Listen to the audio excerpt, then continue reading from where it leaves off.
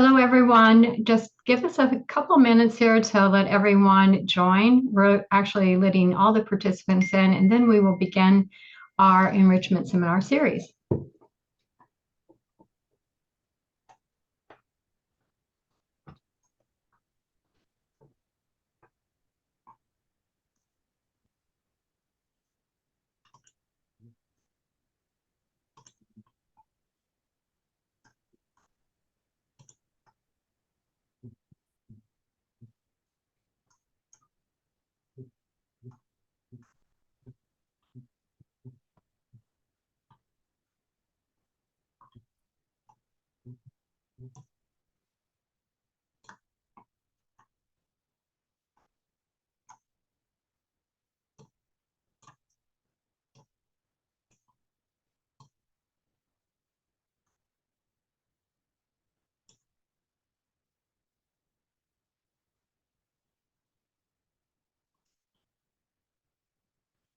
Just a couple more minutes, and then we will begin.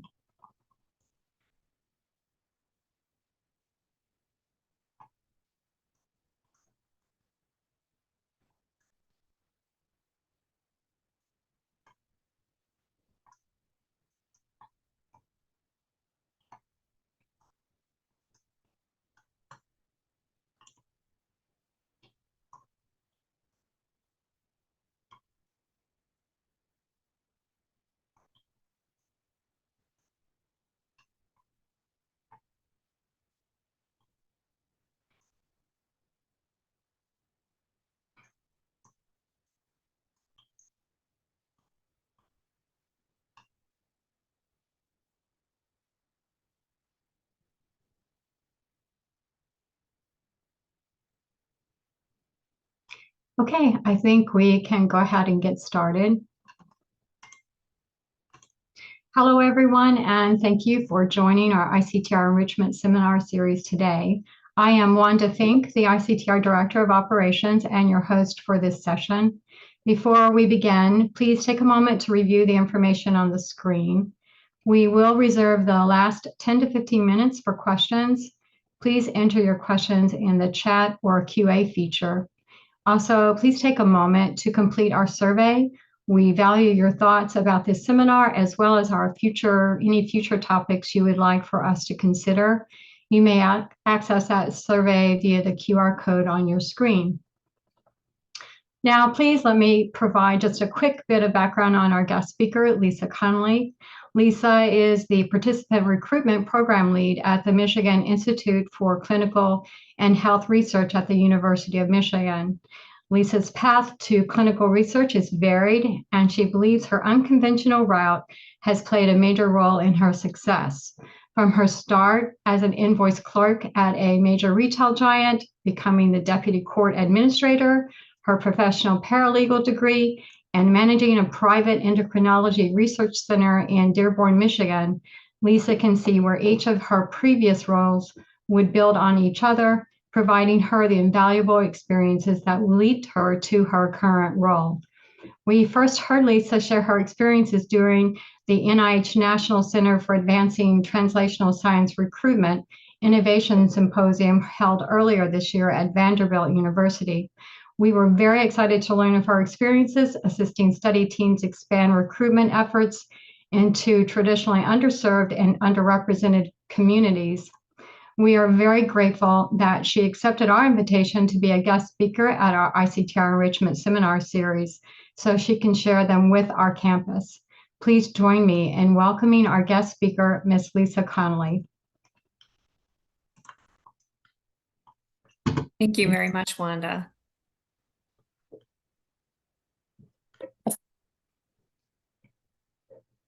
I'm going to share my screen.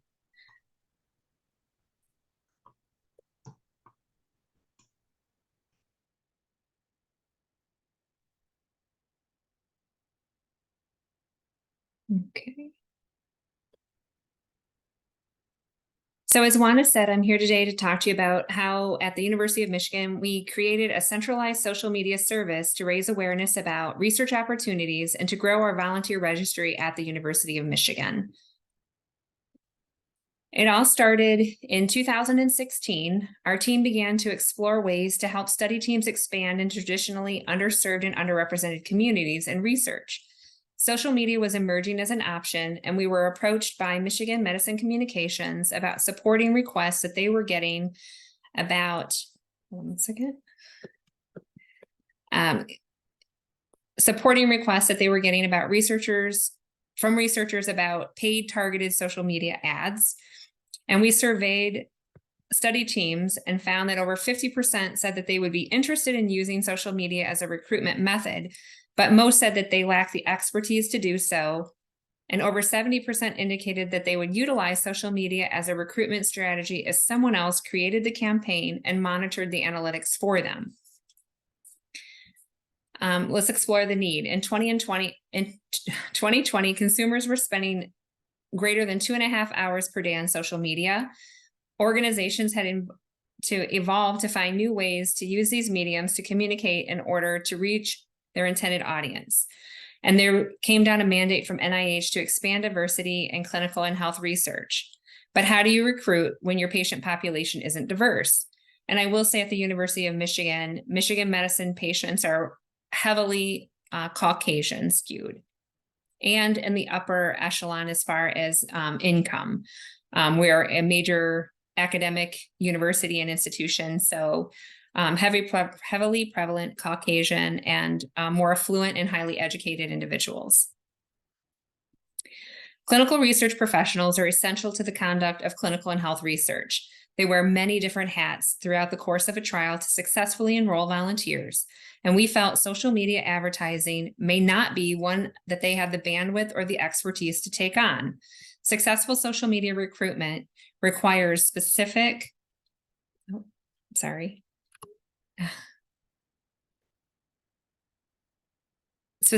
expertise and constant upkeep, placing a large and sometimes inordinate burden on study teams.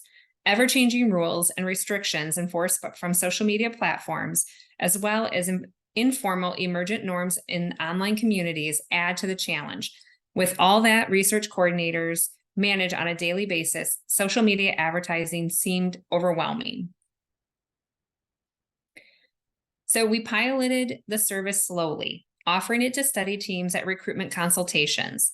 We hired a marketing communications coordinator to create diverse, lay-friendly, and engaging ads, and initially focused on paid targeted social media ads versus organic.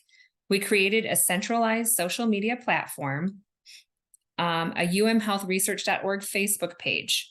It was U of M branded, carried our logo and color palette, and we shared research-focused content on the page. We grew from a page that had 0 visitors to about 2,500 followers before changes at Facebook forced us to pause the page and partner with Michigan Medicine Communications, the Michigan Medicine Communications team, to launch all of our ads from their platform. So after the political campaigns in 2020, Facebook faced a lot of scrutiny about how they shared private information with others. So they brought down a lot of restrictions and basically shut down our page. We could not share social media ads as we were a third party sharing the ads for other people. So by partnering with Michigan Medicine Communications, we're able to launch all of our campaign ads for study teams using their already established platforms. So we had 2,500 followers on our personal page, and now we gained access to over 80,000 volunteers that were, or potential volunteers who were following different Michigan medicine pages in the winter of 2021. Operationalizing the service. So as a first step, we created an intake form where interested study teams completed a social media request form to provide the necessary information for targeted budget and general study information. Our marketing communications coordinator then mocked up ads upon receipt of the intake form. The communications coordinator works with the study team to create and mock up the advertisements and understand what kind of imagery and the individuals that they would like to recruit for their study. Then those ads are sent over to the IRB to receive approval. So the study team gets a social media kit, then they submit it to our IRB for their approval. The campaign, once approval is received from the IRB, is launched. The social media campaign is monitored by the communications coordinator. Study teams have the ability to turn on and off the ads at any time and make changes to the campaign throughout the duration in real time. The communications coordinator takes care of the billing, reporting, and weekly analytics. So weekly analytics are provided by the communications coordinator to the study teams. The communications coordinator also reconciles the cost per click charges to the short code provided to the study team and sends receipt to the team. So basically, the study team provides us what they would like to see in their ad, the content, the high-level inclusion-exclusion criteria. We create the ad, launch the ad, and we run it through their short code through billing. So the study team just has to sit back and monitor and receive the inquiries from potential volunteers.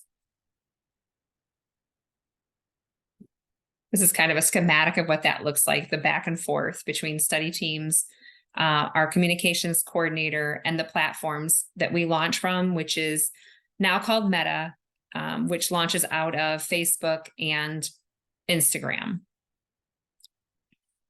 Here's what some of those ads might look like. The social media ads that we run, we link to our volunteer registry. Here's an example of what the ads may look like, as well as the study posting that a person would see if they clicked on the ad. Since the ads are generally connected to a unique URL associated with the study post on our registry, umhealthresearch.org, a person is taken directly to that study page instead of a landing page where they would have to then try to search and find that study. They can learn more about the study in lay-friendly language, review the purpose, see who can participate, learn what is involved, and see what they are compensated, if any, and get the contact information for the study team. All of this happens without them creating an actual profile. They can engage with our registry and see all this information prior to even creating an account. In 2020, we reported out on social media as a centralized service, and at the time, we had run campaigns for 94 study teams, with 8 teams reporting A, that the number of participants originating from social media that they had been in contact with, and B, the number of participants originating from social media that they had enrolled. Based on these numbers, we calculated the social media cost per contact and the cost per enrollee for each study. On the whole, these teams reported that a total of 2,637 users originated from social media contact. And from there, 345 participants originated from social media that they actually enrolled. The average cost per contact across these studies was $8.72, while the average cost per enrollee was $55.21. Since 2016 to present, we have launched 1,113 social media campaigns for study teams at the University of Michigan. What we inadvertently did was raise awareness about research opportunities and growing our own personal registry. When a person creates a profile in our registry, we ask the question, where did you first learn about Health research? One of the options is through social media. During the pandemic leading up to our vaccine trials, we did a communications blitz where any news article that talked about our upcoming vaccine trials pointed people to go to Health research and set up a profile for consideration. Thousands of people clicked on those links and came to our landing page where we had created a blurb about the importance of research and the importance of diversity in research and how important it is for diverse people to come together to test the vaccines to make sure that they are safe and effective for all. So when we launched those different media blitzes, we had 6,794 people from 2014 to 2020. And then after those blitzes, we've had people who indicated that they found our registry using social media. There's now nearly 17,143 people who've created accounts that they attributed to finding ads through social media. We have shared our platform with other adopting institutions in the Chicagoland area, made up of Rush, Loyola, the University of Chicago, UIC Center for Clinical and Translational Science, the Illinois Institute for Technology, Advocate Healthcare, and Northwestern, as well as an instance at the University of Miami, and a separate instance at the University of Illinois at Chicago. So we have white labeled our volunteer registry as Your Health Research. So you can kind of create your own name and launch your studies into our instance or your own instance of that platform. So the University of Michigan calls theirs your umhealthresearch.org. Miami calls their instance the University of Miami, umiamihealthresearch.org. All of the institutions at Chicago, since it isn't just one institution that's launching, it's all of them. They created their own name and color palette, so it doesn't lean to any institution or organization, and they call it BeTheNewNormalMatch.com. You can say at the University of Michigan, we have on the upwards of 83,000 users, Miami 1,100, Chicago-wide over 4,700, and the University of Illinois Chicago over 140. So they're growing their instance like we have been growing ours. Our instance has been up and operational for on the upwards of 12 years. So I'm going to stop sharing.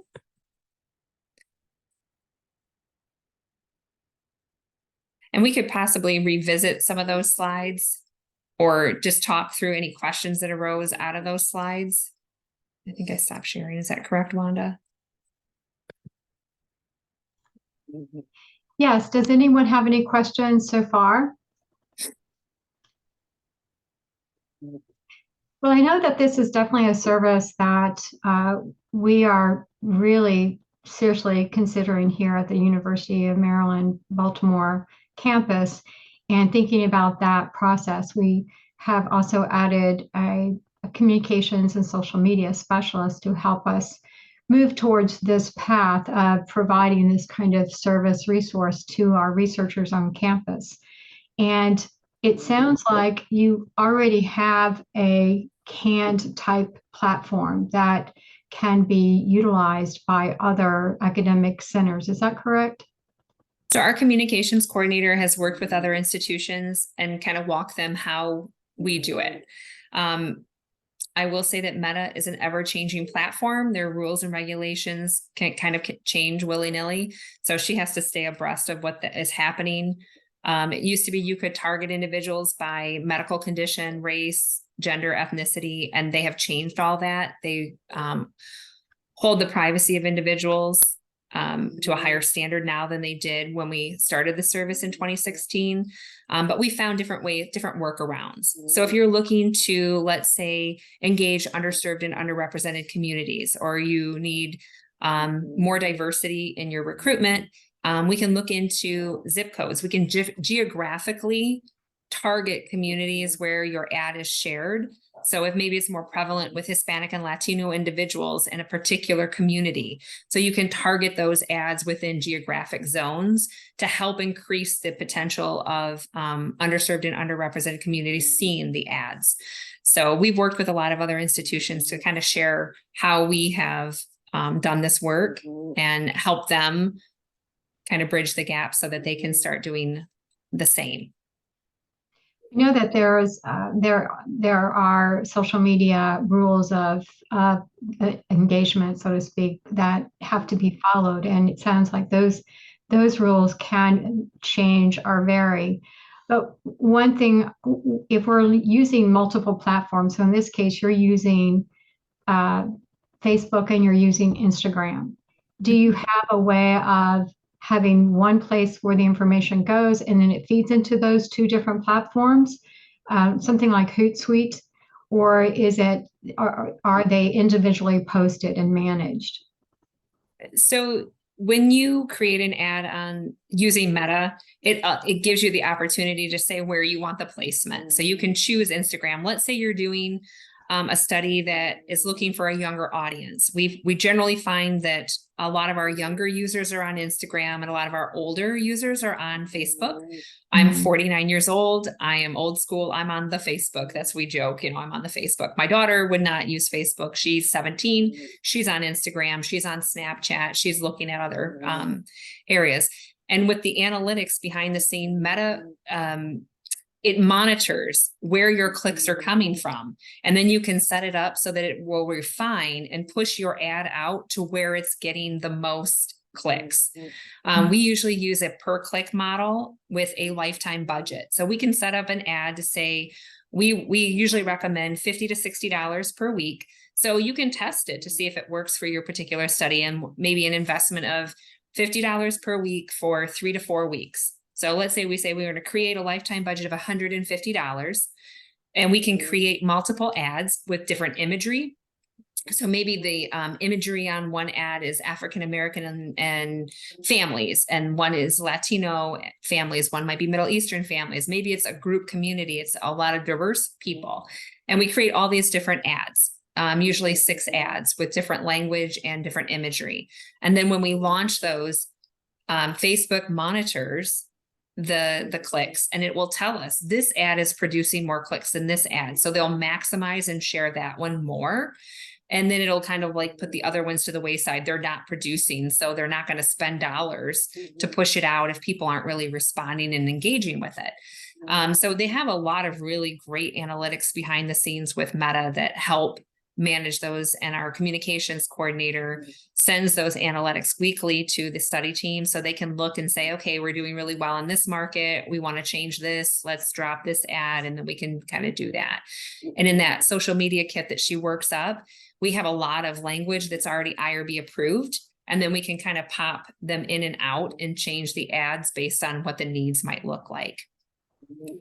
We have a couple of questions from Stephanie Ashley, and I'm hoping that Vana can respond in allowing her to speak. Vana, would you be so kind and permit Stephanie Ashley to speak? I don't have that feature. I don't see that available to me right now.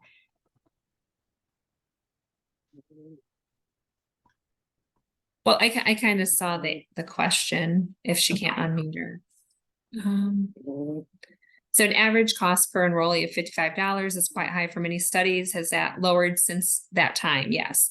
And are there strategies if it work to lower the cost? So I will say that initially, when we started monitoring and providing those analytics, we were launching from our own personal Facebook page where we had 2,500 users. And so the ad would go out for free to those 2,500, and then it's a per click model. So depending on how many people actually clicked on it, now that we're launching from the Michigan Medicine platform, and 80,000 people are seeing it for free, and then they can share it and tag people for free. And if they click on it, now you're paying for the click. So I would say, yes, that price has gone down considerably. And that's an average over many studies are spending thousands of dollars because they have the budget. Other studies are only investing a couple hundred just to see how it works for them. And many of them say that they can become overwhelmed with how many people express interest, and then they can shut down their posting, or they can pause the ad so that they can actually work through the individuals and manage them to make sure that they qualify. So yes, that price has come down, because that was early on when we were launching from our private page that we wrote that paper. Stephanie has a second question as well. So are this there question data available? is about are there data available regarding the demographics of those who have enrolled in studies via this pathway, and whether it has resulted in an increase of enrollees who are of underrepresented populations? So I don't have actual data to support that. I just have anecdotal evidence from study teams where they tell us that they've successfully reached their enrollment goals, and they are reaching into more diverse communities and bringing folks to the table other than the Michigan Medicine patient population, which is skewed heavily to Caucasian. We do also do community outreach events where we go into underserved and underrepresented communities, and we share information about our platform so that is a little bit more diversified than the Michigan Medicine patient population. So we do a lot of different things to help diversify that pool. We have another question. Well, first, let me just ask, Stephanie, I'm sorry, I'm not able to allow you to speak, but do you have any other questions regarding this? So, okay, then I'm going to move on to Amit Basanavar, who has a question about, can you sponsor a visa? I'm not sure what that question, maybe you could expand on that question, Amit, and we're going to go on to the next question because I think we need more information about what your question is about sponsoring a visa. So we'll go on to Andrew Latini. Are you running lead generation ads through Meta or only the ads that send people to your external links? If the latter, are you providing analytics to study staff using Meta's Pixel? So we used to have a pixel that we inlaid and you got really technical there. So I am not the communications coordinator, and she is the one that follows the analytics and creates the profile, creates the reports. So I'm going to do my best in my very lay friendly, non-tech way to, I hope, answer your question. So they are not lead generation ads to what I believe that means. So individuals click the ad, which takes them to our our umhealthresearch.org page, which is our volunteer registry. Or sometimes it leads them to a REDCap survey or a Qualtrics survey. Sometimes it's just survey research and they can go through that platform, or maybe go to a survey where they collect information from the individual to screen them to make sure they qualify. But 9 times out of 10, our kind of rule of engagement is that we want to link people to the broader umhealthresearch.org platform so that they can express interest in that individual study that brought them there, but also to see all the research opportunities and expose them to what's going on at the University of Michigan that they otherwise may not have known about. So I just quickly looked up most recently how many people have created creative profiles that said they got there based on viewing an ad. And now it's over 18,000 people have created profile. When I created this, it was 17,000. Now it's over 18,000 people have created profiles and become exposed to research opportunities that they otherwise may not have known about through social media, and then being linked to that registry. And you could do this if you don't have your own homegrown registry, like you guys, if you use Research Match or Trial Finder, you could actually create ads for those studies and link them to either a survey or a survey link through REDCap or Qualtrics, or to those Trial Finder pages or your Research Match page that gives the information about your particular study so that they can express interest and get in contact with study teams. And that we had a pixel that was laid in that followed all those analytics. So I think I answered that question. I hope I did. So our institution does have Research Match. So how does this compete with or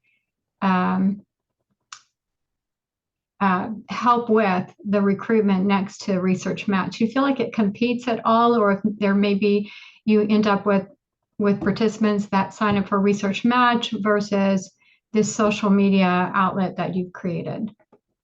So we look at Research Match not as a competing entity, but a complementary one.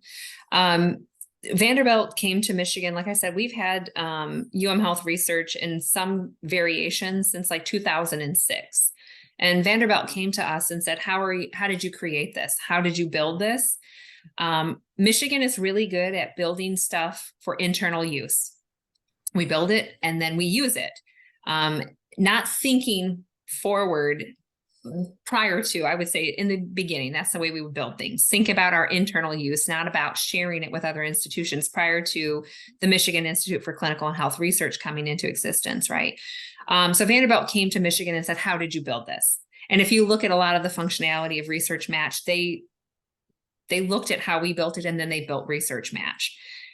So we existed prior to them. But I share Research Match with our own investigators as well as Health Research, because we have 89,000 people in our backyard that are looking at doing research, but that doesn't compete nationally, right? So if you're looking for a broader audience, maybe it's rare disease, maybe it's something that we're not really studying really broadly at Michigan, putting your study in both platforms can be advantageous. So we don't just tell our researchers, just use our own homegrown platform, but we do actually refer out to Research Match and use that as well. So it doesn't have to compete. We think they complement one another. So is there a cost if an institution wanted to adopt your platform? Is there a cost to that? So there is an implementation fee.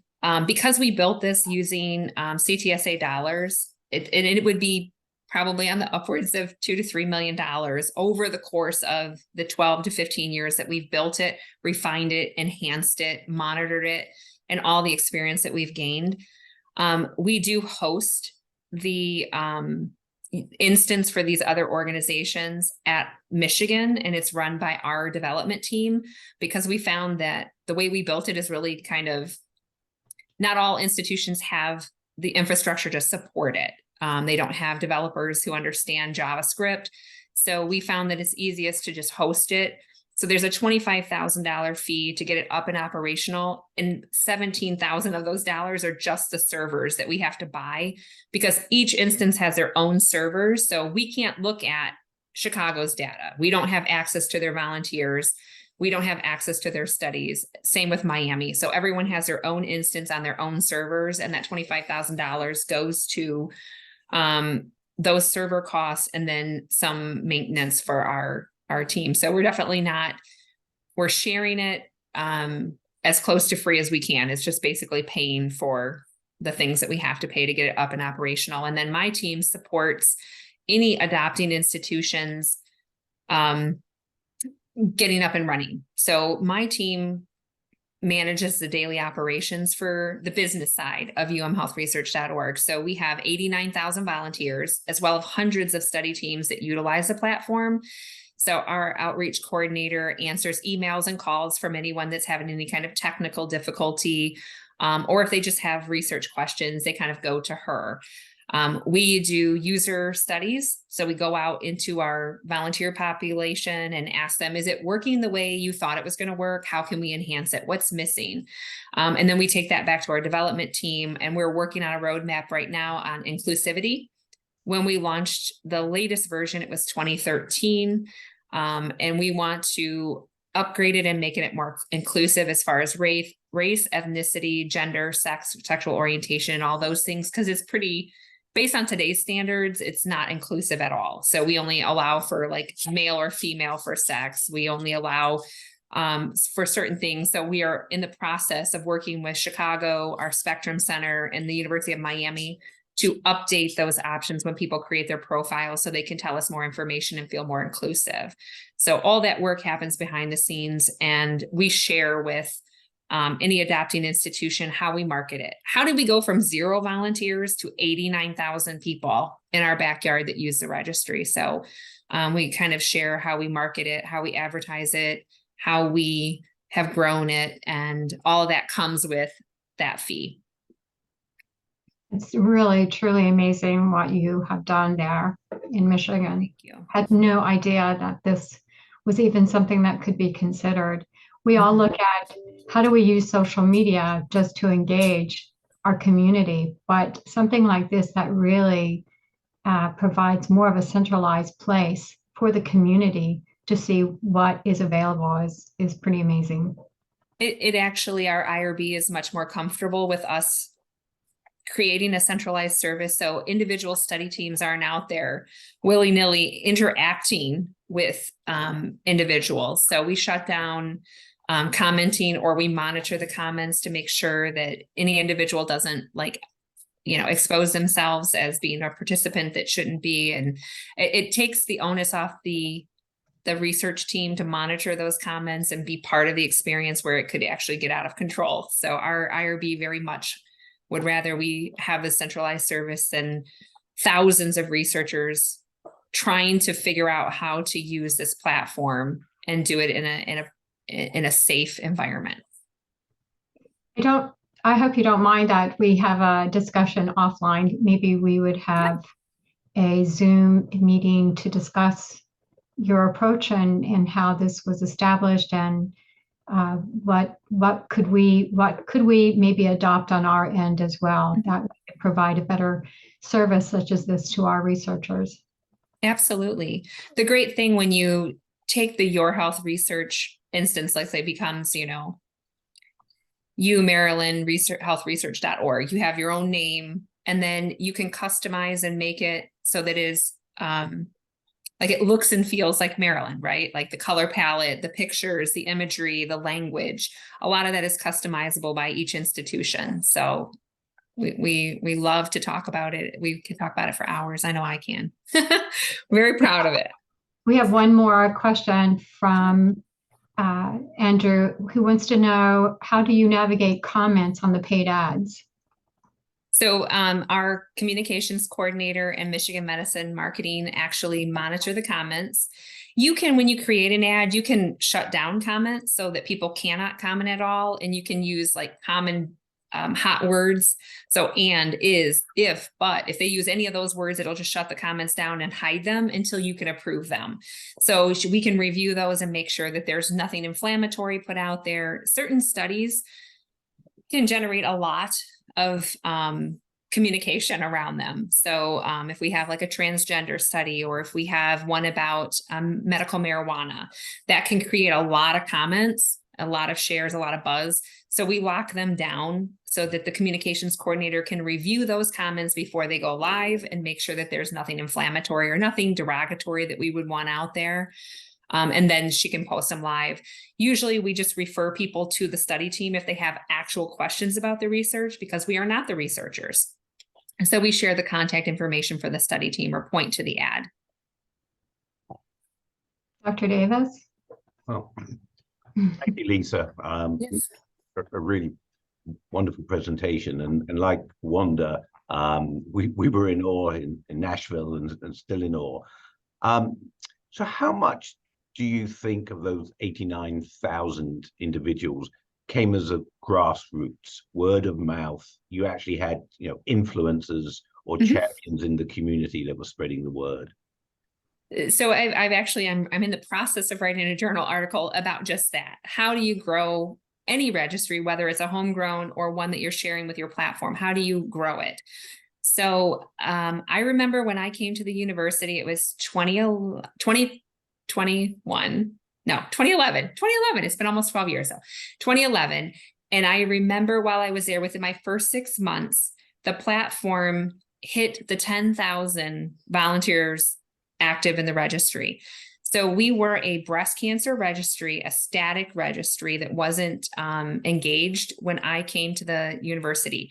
And it had about 6,000 users in it that rolled into Health Research. So we really started with like a kind of a base of 6,000 people that had to go back in and say, yes, I want to continue in this new instance of this engaged platform. Because within the tool, there's a bunch of stuff that researchers can do to manage participants. So you can put labels on them, like I've contacted this person, they're eligible, they're not eligible. You can upload messages in the back end to send those templated messages so study teams don't have to keep going back and sending 100 different messages. You can batch message individuals all at one time within a couple clicks. So we built this really robust tool that we think helps study teams with manage those participants and engage them. Because the biggest complaint you get from a static registry is I just put my information in and no one ever gets back with me. I never hear anything. So this way it matches up people, and then they can, within the platform, the volunteer can message the study team and the study team can message back. So I'm going to tell you today's analytics. I get a report every day that tells me how that's going. So today we had Health Research. So as of today, within the application,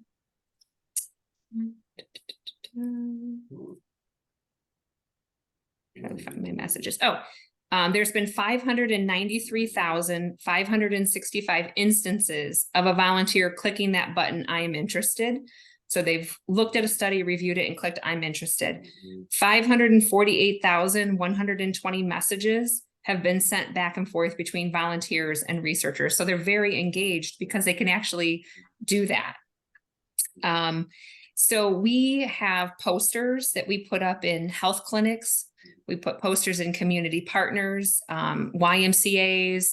There's about 1,700 posters that we created and put all over with QR codes. And at the time, like back in 2015, it was just like the tear off Post-it notes with the website address.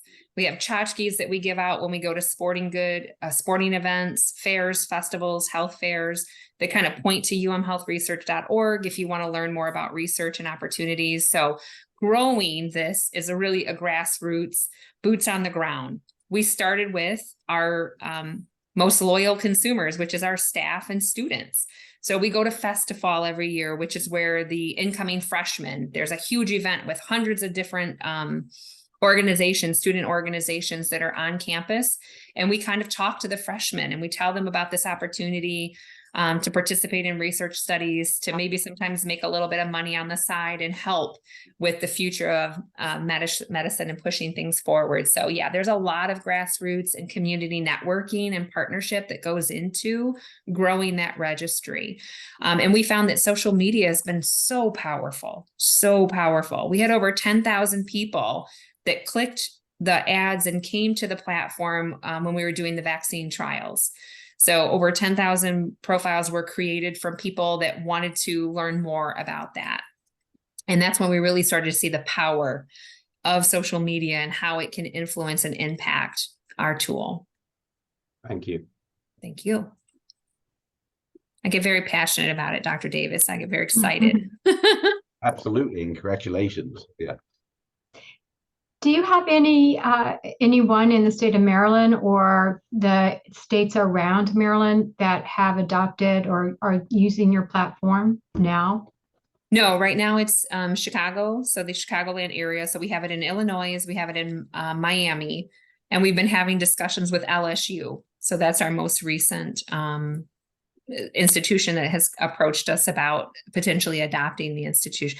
And we have a whole checklist about how you get through your regulatory, your legal, your institutional barriers that might, that we have to kind of like help walk through. And we've done it a couple times now. And I think Chicago, if we could get Chicago and 6 different institutions, 6 different IRBs, 6 different regulatory, everyone on the same page to launch that tool, I think we can do. I mean, Miami was a breeze with one institution. It was much easier. It's about 6 months to get it up and operational once you get through the user agreements and, all those legal and regulatory things that institutions have to go through to share. And it's a highly secured environment. So we treat all the information that comes in, even though it's self-reported by the volunteer, it's treated as highly sensitive information. So it's not quite to the level of HIPAA, but we keep everything on our private servers that are HIPAA compliant and have the firewalls and all of the securities necessary to keep that data safe. We don't collect social security numbers, MRN numbers, or anything like that. It's a self-reported health history, some race, ethnicity, and background information. We have Megan Ben Carroll, the administrative director of our ICTR, as well as Rachel, our communications and social media specialist that we've added to the panelist group here. And I'm hoping that we can open up any questions to Megan and Rachel, because I know that this is something that they're very interested in as well. If not, we can take this offline at another time. Mm-hmm. Don't mean to put Megan and Rachel on the spot. Hi, Megan. Hi. No, I get really passionate about this too, because in addition to my role as the ICTR administrative director, I'm also the administrative director of the GCRC, the General Clinical Research Center, which now are called CRUs. And I was just talking to our nurse manager that this is a service that I think, we could act as conduits for, we work with researchers. We hear stories all the time about recruitment, retention, and I don't know, did you touch upon retention? Because Dr. Davis, we were thinking this is going to be amazing for recruitment, but can you use social media for retention? Or Absolutely. Absolutely, really critical. Yeah. Well, I think creating an environment where people come together. This created its own community, right? So people who utilize umhealthresearch.org become a community. There's 89,000 of them binding together.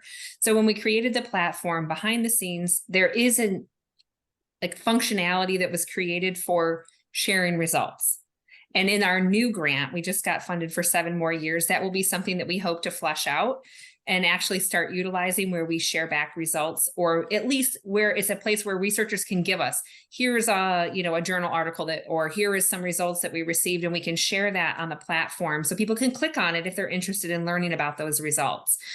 And also Dr. Julie Lumang, who's our executive director, who took over MISHAR mid-COVID, and just secured our funding for the next 7 years. She wants to start polling individuals in the tool. So although it's not a biorepository, it's deemed a repository, not an actual study. I told her if she wants to poll individuals, that the best way to do it would be to create a high-level Hume number and say, like, I'm going to basically start polling people in this application and get all her survey questions at IRB approved. And then we can put them up on the tool and then have folks that are utilizing it share back. So very quickly, you already have a pool of 89,000 people. So you should be able to kind of really get some feedback relatively quickly on research questions and different things that you just want to know about rather quickly. So she's very excited about using the tool a little bit differently to kind of share results, get fast feedback, and things like that. So on the side, in our consultations, we also our team talks to study teams about retention and how do you do that, right? So glad you said that, Lisa, because that's exactly what we want to do. And I think we'll be joining the 7-year club as well very soon. Yes, very excited for that. That's why we're wanting to focus on, expanding and bringing more resources and services, and to really facilitate the research community and our own community, our own organic community. And we're seeing through the CTSA, right? There's this transition from clinical and translational research to clinical and translational science. So how do we measure the impact of what we're doing? And we have this tool, like you can recruit for clinical interventions through your hospital usually, right? You have inpatient, you have people who you have their medical records. But when it comes to those softer things where you need healthy volunteers and you need people that are diverse, that don't exist in your patient pool, you have to reach into your community. So you go out and you have these conversations one-on-one about the importance of research, the importance of diversity in research, but you're selling a product, you're selling your study. Here, we have all these different researchers who can put their stuff out there. So when we're out having conversations about the importance of diversity in research, we don't have a stake in the game. I'm not trying to just get you into my study. I'm just trying to raise awareness. There's nothing worse than to get someone really excited about research and then they have nowhere to go. So here we can create, we can engage, we can educate, and then we can give them a pathway to participation consideration. So I'm not trying to get you to eat my pie, which is what we call it when a researcher is out there trying to get everybody to, participate in their research. I'm just trying to get you to open yourself up to understand that this research is out there and how valuable and important it is. And then if you want to consider this on your own time with no pressure, here's a pathway to do so. And you can see hundreds of different research opportunities. And the greatest thing is we have these highlighted research buckets on the homepage, and it's like images, like pictures. So here's research that can be done from home, and you click that bucket and all these different research opportunities that you can do from the comfort of your home pop up. You don't have to come in to do something on campus. And then here's a bucket for studies for healthy women. Here's a bucket for studies for healthy men. We have the Michigan Institute, it's the Michigan Institute Transportation Institute. Yes. So they do all kinds of safety studies with cars. It's the Transportation Institute. So like texting and driving, you sit in a simulator and how it changes. It's really all these really cool studies, but how do you find people to do those, right? Other than putting a flyer up at a bus stop. So they put all of their studies into our tool. And then now you just click this button that says, look at studies for the Michigan Transportation Institute. We have some for our cancer, our cardiovascular. So people can just click on those highlighted and just see really quick what studies are available. And then the way we refine that is much like the shopping funnel when you go to Amazon, right? If you say, show me shoes, you get 9,000 shoes. Well, show me red high heeled shoe size 9. And now we take that and we shrink it down to a manageable amount. So when you come to the platform, you can search by medical condition, you can search by topic. So let's say you put in type 2 diabetes. Then you can say, refine this a little bit more. I'm a female. I'm between this age range. Now show me studies that I qualify for, and it kind of shrinks it down. So it might go from 40 studies to 22 studies to 10 studies based on that funnel that we put people through. Study teams can put questionnaires up there. So those screening questions that, when you play phone hockey with people, like you call and leave a message, and then they call back and leave a message for you, and then you leave a message. And then by the time you get a hold of them 3 days later, you find out, nope, they don't qualify because they're taking this medication. So within the tool, you can upload those high-level screening questionnaires and let them answer it.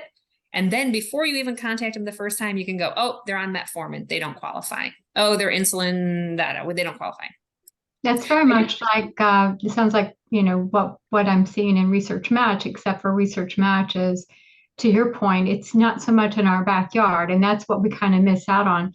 You mentioned that you do the shopping cart. Do you also does the platform do like a basket analysis where, like Amazon, if you pick this, it says you may be interested in these other items as well, or people are often interested in XYZ?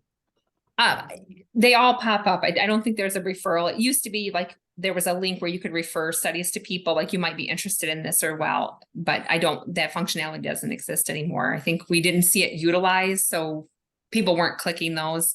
But study teams can put in their criteria and see how many people qualify based on the inclusion exclusion. And then they get exact matches. So all these people really match, and then they get potentials, so they can refer their study to them in a message. Like it becomes like, Wanda sent you a message, log in and retrieve the message from Wanda. So it's not like an auto-generated just from the tool. So people will tend to answer those more. They log in and retrieve them. So we do see a lot of that. That's amazing. Lisa, can I ask you another tough? Yeah. Yeah. You go ahead, Dr. Davis. All right. Lisa, can I ask you a tough question? So obviously, it's really smart to leverage the excellence of the University of Michigan brand. Obviously, there's a lot of trust there. Mm-hmm. So what happens if I said to you, you went over to the other big university, you went to Michigan State? Do you think you'd have the same sort of success? So funny you mentioned that. We are in the process of statewide expansion. So Michigan is the only place where there is a CTSA award. And basically, I think NCAS is telling us, like, we have to be more broad. We can't just do stuff for Michigan. So we're looking at, most likely this will become more white labeled for Michigan. And we already just had an inquiry from Wayne State University that might want to use a tool. So where you see that more generalized tool that you see in Chicago that doesn't have colors and brands and things for one institution, I foresee in the next 7 years, we will become Your Health Research Michigan.org, and it will have studies from Wayne State, Michigan State. We just started an affiliation with Michigan State. One of our leaders from Mishar joined Michigan State. So we have like a lead in. Terry is very familiar with what we do and who we are. So we kind of have an alliance over there. But I foresee this tool becoming more white labeled, and it'll become something more generic for all institutions, and you'll see them on the banner as well. And I'm hoping Wayne State will be our first adopter and make it a lot easier. And Michigan has a lot of affiliate sites. So now we own Sparrow Health. We are with Health West. It's not just the University of Michigan or Michigan Medicine anymore. And we have to be more inclusive to all institutions that are doing research. Yeah. So great question. You see the future, Dr. Davis. Sorry, Megan. Up to you. Yeah. Oh, no, that's okay. I was just gonna ask, is we're always trying to figure out how to link things to Epic, and I was just wondering when patients are, if they come across ads or the tool that you're referring to, if they're interested in research, is there a way that they could link to their My Chart and, there's questions in there where they can check a box that says, I am interested in research, please contact me. So I was just curious if, we could link, if you've thought about this, if they could be linked. So I know it we, adds a whole we nother. don't want to ever be linked to Epic because of all those HIPAA regulations and things. But what we are doing is we have partnered with our patient portal folks. So there is a research tab in the patient portal.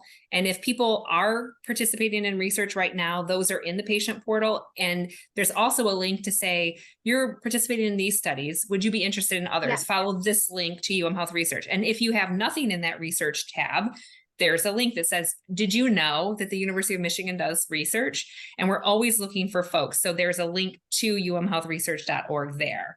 So we're leveraging those, and we're working right now with we have a My Chart research team, and they're the folks that build like best practice alerts that look at Epic and say, yeah, let's refer these studies to folks into the study teams in Basket.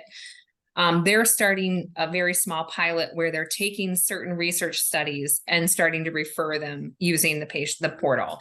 So we use them in tandem, right? Because you're never going to find community folks in the Michigan medicine population. So again, not competing, we're complementary. We're using and leveraging a lot of different things in our arsenal to hit recruitment goals across the enterprise. Yeah. But we would not want to be linked to Epic. I misspoke. I meant My Chart, because somehow does My Chart link to Epic? Our instance of Epic is My Chart, MI Chart. It's the same thing to us. So it's, but yes, that's exactly what I was curious about. Sounds like you're doing. So that's and also in the questionnaire feature, if it's relevant for your research to really use someone who is a Michigan medicine patient, you can put that in the title. So you say like, are you a Michigan medicine patient who plans to deliver a baby at Michigan, right? So yes or no, I qualify or I don't. And then in the questionnaire, you can say, are you comfortable to provide your MRN number to the study team if you're, so that's a different way that they can use the medical chart to review if people express interest, if they want to divulge that information, if they want to freely give that. That's how we kind of like do the workaround to get into people's medical records. They can get permission to do so by providing their MRN number. So I imagine that with that process, that would also need to be something that's approved by the IRB. That all screening questionnaires are approved through the IRB. Yes, 100%. So before they're uploaded in, and our IRB reviews, they view this as a web posting, much like clinicaltrials.gov, right? That it's high level, it's the title, it's the purpose, it's like if there's compensation and study team contact information. So our IRB doesn't feel that it needs to regulate the tool because it's already being regulated by FDA regulations. So they don't review all the study postings. But at our adopting institutions, some of the IRBs are a little bit more conservative. So before anything goes live onto the website, they want to approve the content, much like an ad. So the study team just kind of puts through the IRB, this is our purpose that we're going to put, this is our title, this is the information that we're going to display publicly. That all gets approved before it's uploaded into the tool and goes live. So we can work with, however, the comfort level of the IRB adopting institution, what they feel like. But at Michigan, our IRB relies on that it's regulated by the FDA already and the expertise of the study team, We only have our materials can't be overly promising, right? Like we're not going to cure anything. We're not going to, so we make sure that any of our advertisements make sure that we comply and we get those approved by our IRB. I think we only have like one more minute for any additional questions. I haven't seen any new questions come up. And to our panelists, Dr. Davis, Megan, Rachel, do you have any additional questions? No, just that I think it would be great to continue the conversation offline, and we really appreciate your guidance, Lisa, and taking the time today. And I think you can see the excitement. We're all, really looking for a way forward here at UMB to do something like this. Well, if this is something like that we can help you with and share, we provide demonstrations where I can like log in from a test instance and show you the back end of the application, because we always encourage people, go to the front end, see how a volunteer interacts with it, see what they see. So it's umhealthresearch.org, see what it looks like and what the volunteer sees. And then we'll do a demo. We usually allow at least an hour and a half for the demo and questions. And then we can really get in there and show you what the tool can do from the behind the scenes for the study teams, and then how it all works together. Yeah, So, that would be wonderful. yeah, absolutely. I have a fluffy dog popping up here. Sorry. Say hi. That's my mom. Sorry. Well, I appreciate the opportunity to chat with you all today and would love to continue the discussion offline. Thank you again. Really appreciate this presentation. It's such a rich treasure trove of information, and we will definitely be reaching out to you and having further discussions with us. And with that, everyone, I think we're going to end our session now. Please enjoy your lunch and have a great rest of the day. Thank you so much, everyone. Thank you. Bye-bye.